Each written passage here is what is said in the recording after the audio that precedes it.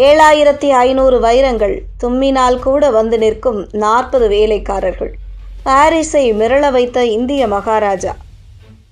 7500 plus வைரங்கள், 1400 plus மரகதங்கள், மாணிக்கங்கள், நீலக்கல் மற்றும் முத்துக்களுடன் இந்திய மகாராஜா ஒருவர் ஒட்டுமொத்த பிரான்ஸ் நாட்டையும் அதிர வைத்திருக்கிறார்.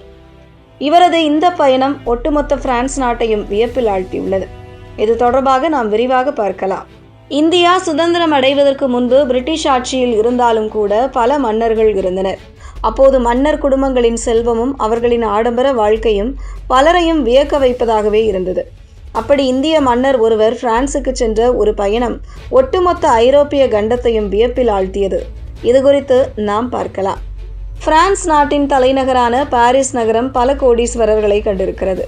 ஆனால் 1928ஆம் ஆண்டில் அங்கு நடந்த ஒரு நிகழ்வு உலக வரலாற்றிலேயே அதுவரை கண்டிராத ஒன்றாக அமைந்தது.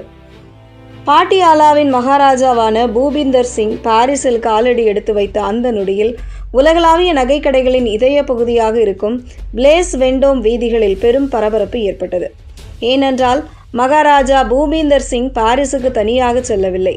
அவருடன் 40க்கும் மேற்பட்ட உதவியாளர்களும் சீக்கிய பாதுகாவலர்களும் என ஒரு மாபெரும் அரசப்படையே பாரிஸுக்கு சென்றது. மாபெரும் ஊர்வலம் போலவே அவர்கள் பாரிஸ் வீதிகளில் வலம் வந்தனர். அவர்கள் வெறும் கையோடு வரவில்லை. அவர்களின் கைகளில் பாதுகாப்பான இரும்பு பெட்டிகளும் புதையலை போன்ற நகை பெட்டிகளும் நிறைந்திருந்தன. பாரிஸ் மக்கள் உறைந்து போய் பார்க்கும் வகையில் இந்த காட்சி அமைந்தது.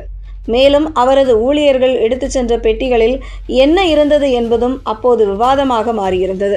அந்த பெட்டிகளுக்குள் 7500க்கும் மேற்பட்ட வைரங்கள், 1400க்கும் அதிகமான மரகதங்கள், ஏராளமான மாணிக்கங்கள், நீலக்கல் மற்றும் முத்துக்கள் நிறைந்திருந்தன. ஐரோப்பாவின் முன்னணி நகை வடிவமைப்பாளர்களையே பிரமிக்க வைக்கும் அளவிற்கு அங்கே ஒரு மாபெரும் புதையலே கொண்டு வரப்பட்டிருந்தது. அப்போது பாரிஸ் நகரம் முழுவதும் ஒரே ஒரு கேள்விதான் எதிரொலித்தது.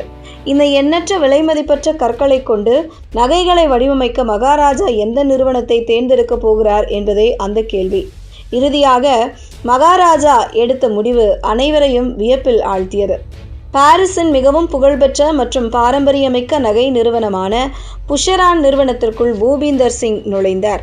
அங்கு ஏற்கனவே செய்து முடிக்கப்பட்ட ரெடியாக இருக்கும் நகைகளை வாங்குவது அவரது திட்டம் இருக்கவில்லை.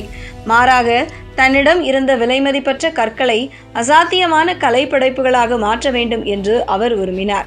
மகாராஜாவின் கோரிக்கையை நிறைவேற்றுவது புஷரான் நிறுவனத்தின் கலைஞர்களுக்கே பெரிய சவாலாக அமைந்தது. இருப்பினும் அவர்கள் இரவு பகல் பார்க்காமல் தீவிரமாக வேலை செய்தனர். அதன் விளைவாக கம்மல், வளையல்கள், இடுப்பு பட்டைகள் மற்றும் அரச கிரீட ஆபரணங்கள் என மொத்தம் 149 பிரத்யேக ஆபரணங்கள் உருவாக்கப்பட்டன. இது வெறும் நகைகளுக்கான ஆர்டர் மட்டுமல்ல, உலக நகை வடிவமைப்பு வரலாற்றிலேயே முக்கியமானதாக பார்க்கப்பட்டது. இதே காலகட்டத்தில்தான் கார்டியர் நிறுவனத்திடமிருந்து உலக புகழ்பெற்ற பாட்டியாலா நெக்லஸ் என்ற மாலையையும் அவர்கள் வாங்கினர். இதில் சுமார் 3000 வைரங்களும் புகழ்பெற்ற 234 கேரட் டி பீர்ஸ் வைரமும் பதிக்கப்பட்டிருந்தது குறிப்பிடத்தக்கது. சுமார் ஒரு நூற்றாண்டு காலம் கடந்த பின்னரும் மகாராஜாவின் அந்த பாரிஸ் பயணம் இன்றும் உலக ஆடம்பர வரலாற்றில் ஒரு முக்கியமான ஒன்றாக பேசப்படுகிறது.